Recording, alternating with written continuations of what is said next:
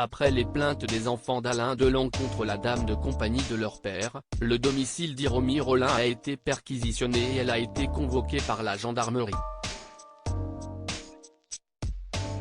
Nouvelle étape dans l'affaire Delon. Au début du mois de juillet, on apprenait que les 3 enfants du célèbre comédien de 87 ans avaient intenté une action en justice, pour abus de faiblesse contre Hiromi Rollin, la dame de compagnie de leur père. Anthony, le fils aîné d'Alain Delon, avait même déposé une autre plainte, faisant état de violences volontaires et séquestration sur personnes vulnérables et harcèlement moral. Nos confrères de BFM Télévision rapportent qu'après l'ouverture d'une enquête préliminaire par le parquet de Montargis, le domicile de la femme de 61 ans avait été perquisitionné, ce mercredi 26 juillet 2023. Hiromi Rollin convoqué à la gendarmerie. Les journalistes de la chaîne d'information expliquent que les gendarmes se sont présentés chez Hiromi Rollin à Suresnes, Hauts-de-Seine, ce matin.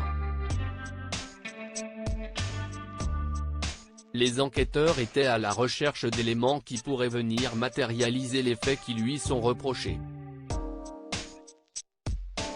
Ainsi, ils ont potentiellement pu saisir du courrier qu'elle aurait intercepté, mais aussi son ordinateur, son téléphone portable, des carnets de notes ou encore de l'argent liquide qui pourrait être une preuve d'abus de faiblesse.